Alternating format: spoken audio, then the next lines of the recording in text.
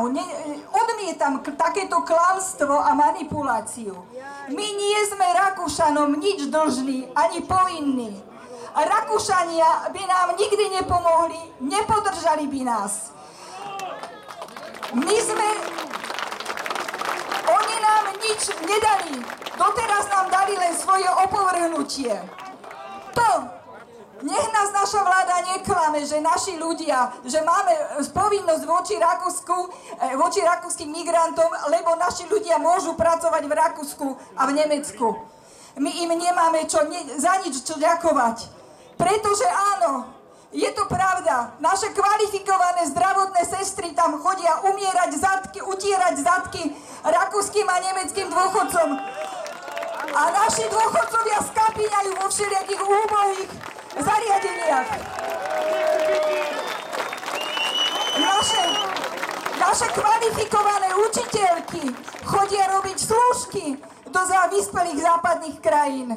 Áno, ale nám z toho neplynie žiadna povinnosť.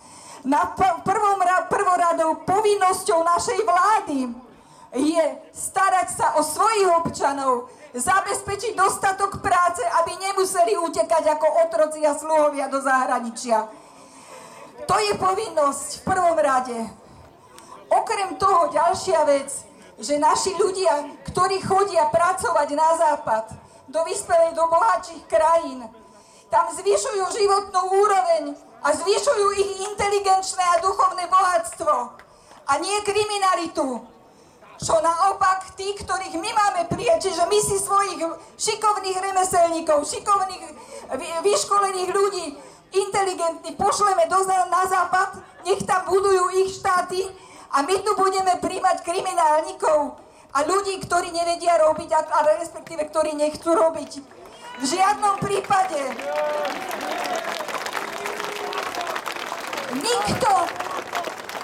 táto vláda nemá žiadne poverenie, žiadne od občanov, aby toto urobila na náš úkor. Neboli volení na to, aby sem dovliekli 10 000 až 100 000 emigrantov. Odmietam preto všetky tieto snahy o naše zničenie, o zničenie nášho Slovenska a o zničenie nášho národa. Keď sa sem budú váliť tisíce a 10 000 islamistov a Afričanov, kam potom budeme utekať my a naše deti?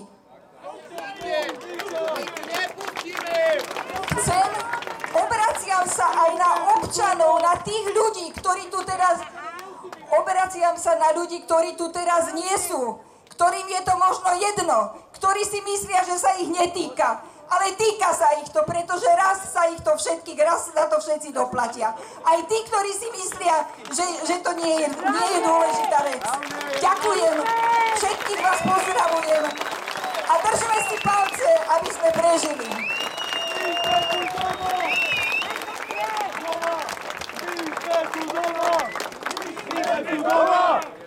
Ďalšieho medzi nami privítame Michala Budku, národného aktivistu.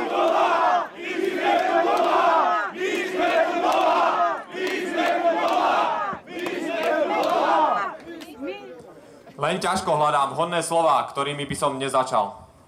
Je to nesmierne ťažké, keď vidím, že naša vlast dostáva tvrdé rany a my sa takmer nemôžeme brániť.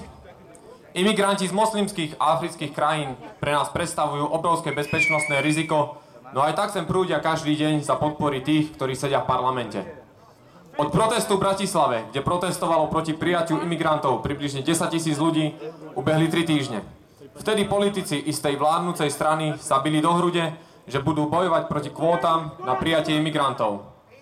Veru sa im to aj podarilo presadiť, takzvané akože zrušenie kvót, avšak schválili hneď prijatie imigrantov ešte vo väčšej miere. Už nám sem ich nemá prísť v prvej vlne 800, ale viac ako 1000. Mimo toho každý deň u nás na Slovensku zadržia desiatky čiernych imigrantov a pokiaľ sú medzi nimi deti, tak automaticky sú zaradené do detských domov na Slovensku. Je nesmierne smutné, že na imigranta je vyčlenený 3-krát viac peňazí ako na slovenského dôchodcu. Je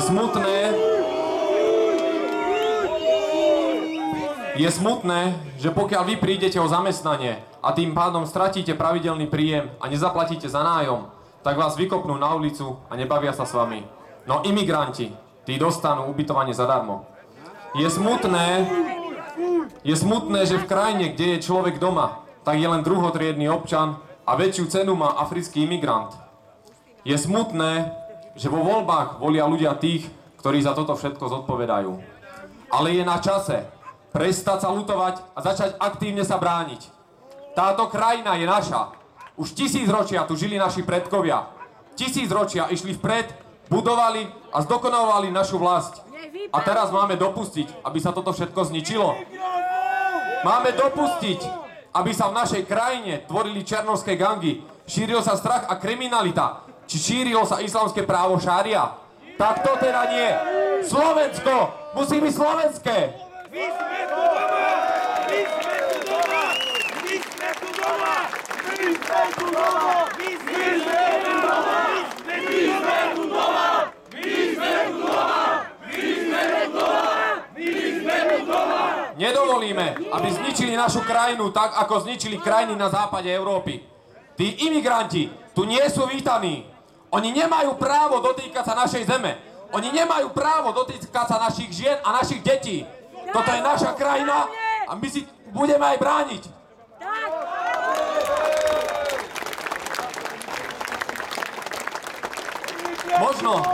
Možno nepriatelia slovenského národa majú vo svojich rukách politikov.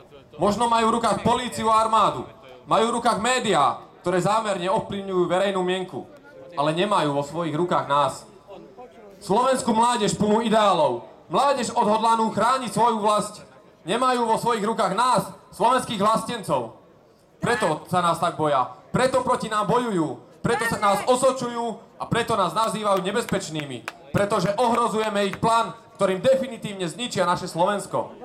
Priatelia, ale nás nikdy nezastavia, pretože pravdu tu nemožno umlčať.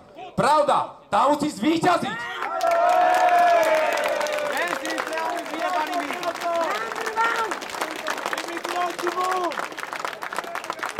A mám odkaz pre zapredaných politikov. Mám odkaz pre tých žolnierov, ktorí nás na akciách napádajú obuškami a chcú nás zatvoriť do väzenia. Mám odkaz aj pre tie zapredané médiá, ktoré klamlivo informujú o našich aktivitách. A mám odkaz aj pre tých imigrantov, ktorí si myslia, že budú vyciciavať a kolonizovať našu krajinu. Nezastavíte nás! Nezastrašíte nás! Neumlčíte nás! Boj za slovenský národ a slovenský ľud dotiahneme do víťazného konca. A nie na svete tej sily, ktorá by nás zastavila. Nie na svete tej sily, ktorá by nás umlčala. Pravda je iba jedna. Na záver svojho prejavu chcem ešte apelovať na zamestnancov médií, ktorí tu sú. Chcem apelovať na zástupcov policajného zboru, ktorí tu sú, a na všetkých tých, ktorých náplňou zamestnania je bojovať proti nám. Uvedomte si, že toto je krajina, kde budú vyrastať aj vaše deti. Toto je aj vaša krajina. Tak konajte tak, aby ste neskôr neľutovali, že ste kvôli prémiám na výplate priložili ruku k dielu skazy a úpadku našej vlasti.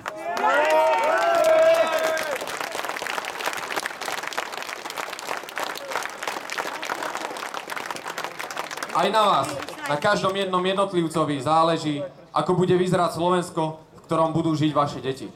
Sami sme si strojcami svojho osudu a sami rozhodneme, kam až necháme našu krajinu padnúť. Ďakujem za pozornosť. Výborne, pravda, pravda.